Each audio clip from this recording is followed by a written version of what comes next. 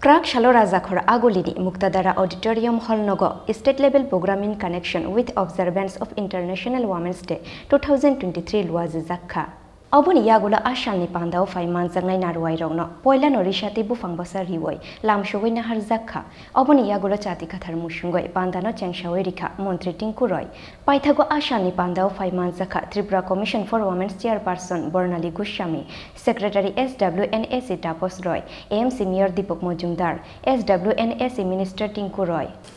এটা আমরা জানতে পারি যে ইউনেস্কোর প্রথম আন্তর্জাতিক নারী দিবস পালন করা হয় 1909 সালে 28 ফেব্রুয়ারি প্রথমে 28 ফেব্রুয়ারিকে ইউনেস্কোতে সেই দিবসটাকে নারী দিবস হিসেবে পালন করে আসছে এরপরে 1917 সালে দিবসটি 8ই মার্চে আন্তর্জাতিক নারী দিবস হিসেবে পালিত হতে শুরু করে তারপর থেকে এই 8ই মার্চ দিনটিতে আমরা আন্তর্জাতিক নারী দিবস হিসেবে পালন করে আসছি মূলত লিঙ্গ বৈষম্য দূর করা নারী সমান অধিকার সৃষ্টি করা নারী ক্ষমতায়নের গুরুত্ব দিতেই আন্তর্জাতিক নারী দিবস পালনের রীতি চলে এসেছে সমাজের বিভিন্ন ক্ষেত্রে মহিলাদের অবদানকে এই দিনে স্বীকৃতি জানানো এই দিনটির একটি গুরুত্বপূর্ণ প্রথা এবারকার আন্তর্জাতিক নারী দিবসের মূল থিম হলো digital innovation and technology for gender equality নারী ও পুরুষ উভয়ের সমানভাবে উন্নতি সাধনই হলো সমাজ রাজ্য ও দেশ উন্নতির পথে এগিয়ে যাওয়ার সোপান এই কারণেই আরও বেশি সচেতনতা সৃষ্টি করা এই দিবস পালনের অন্যতম উদ্দেশ্য যাতে সাধারণ মানুষ মহিলাদের কল্যাণে চালু বিভিন্ন প্রকল্প ও কর্মসূচিগুলো সম্পর্কে আরও বেশি করে জানতে পারেন আমাদের রাজ্যে গত 8ই মার্চ থেকে আন্তর্জাতিক নারী দিবসের সপ্তাহব্যাপী উদযাপন অনুষ্ঠান শুরু হয়েছে এবং তা শেষ হচ্ছে আজ এই রাজ্যভিত্তিক অনুষ্ঠানের মধ্য দিয়ে নারী কল্যাণে সমাজ কল্যাণ ও সমাজ শিক্ষা দপ্তর সবসময় কার্যকর ভূমিকা পালন করে থাকে জন্ম থেকে মৃত্যু পর্যন্ত নারীর প্রতিটি ক্ষেত্রেই এই দপ্তরের জড়িয়ে আছে এই দপ্তরের কাজ বিভিন্নভাবে জড়িয়ে থাকে এই দিনটিকে আমরা বিশেষ গুরুত্ব দিয়ে দেখছি সারা বিশ্বব্যাপী কিন্তু এই কাজটি চলছে এবং এটি একটি বিবিধ হিসেবে আমরা নিয়েছি এবং এই বছর বিশেষ করে এই বছর এই আন্তর্জাতিক নারী দিবসের যে থিম নেওয়া হয়েছে যে digital innovation and technology for gender equality এর মূল কথা হচ্ছে যে সবাইকে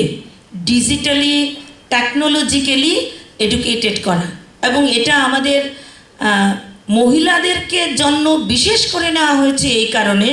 যে আমরা ডিজিটালি যদি পিছিয়ে যাই আজকে সারা পৃথিবী ডিজিটালি এগিয়ে যাচ্ছে সেইখানে আমরা মহিলারাও যেন ডিজিটালি এডুকেটেড হই এবং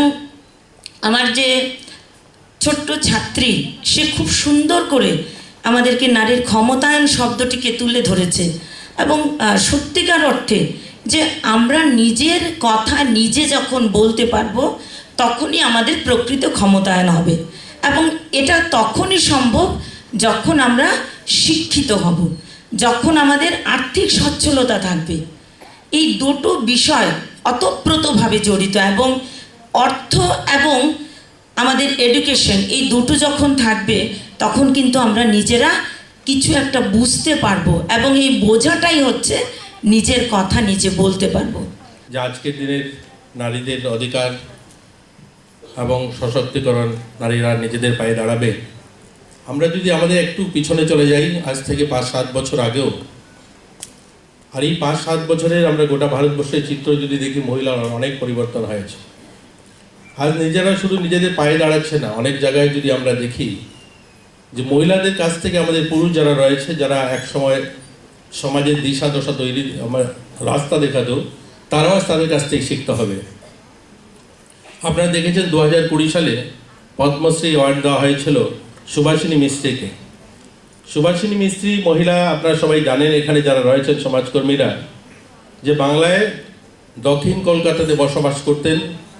দক্ষিণ কলকাতার গরিব পরিবারের সেই মহিলা একটা সময় ওনার হাজব্যান্ড স্ট্রোক করে মারা যান এবং হসপিটাল এত দূরে ছিল, বাড়ির থেকে 40 কিলোমিটার দূর। সেখানে নিয়ে যাওয়ার জন্য যে গাড়ির ব্যবস্থা, অ্যাম্বুলেন্সের ব্যবস্থা ছিল না, তিনি সেখানে মারা যান। এবং তিনি সেদিন সংকল্প করেন যে আমার ওই এলাকার কোনো মানুষকে, ওই এলাকার গরিব মানুষকে যেন কোনো অসুস্থতার কারণে না মরতে হয়, তার জন্য তিনি সংকল্প নিয়েছেন। ওই মহিলা রাস্তায় সবজি বিক্রি করতেন এবং বাড়ির থেকে সেই সবজি বিক্রি করার যাওয়া পর্যন্ত রাস্তায় যে ব্যাগটা নিয়ে যেতেন, সেখান থেকে রাস্তায় যে ট্রেন রাস্তা দিয়ে যেতেন, সেখান থেকে কয়লা কুড়িয়ে সেই কয়লার পয়সা জমিয়ে জমিয়ে এক সময় সেখানে হসপিটাল নির্মাণ করেছেন। এবং সেই হসপিটাল শুধু হসপিটাল নেই, আজকের দিনে সেখানে 200 বেডের হসপিটাল এবং গরিব মানুষকে তিনি সেই সেবা দেওয়ার ব্যবস্থা করেছেন। এবং অনেকগুলো হসপিটাল ওয়েস্ট বেঙ্গলে তিনি তৈরি করছেন। তো এই ধরনের মহিলা রয়েছে আমাদের সমাজে, যারা